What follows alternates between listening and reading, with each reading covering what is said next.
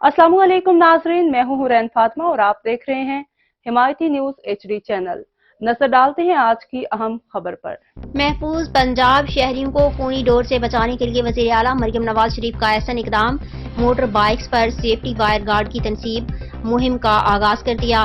वज़ीर आला मरियम नवाज शरीफ का ट्रैफिक पुलिस को सेफ्टी वायर गार्ड की पाबंदी कराने की हिदायत। वज़ीर आला मरियम नवाज शरीफ ने IG पंजाब डॉक्टर उस्मान अनवर के हमरा आबशार खिदमत मरकज में सेफ्टी वायर गार्ड मुहिम का आगाज किया। धाती डोर से बचाव के लिए सेफ्टी वायर शहरियों में तकसीम की।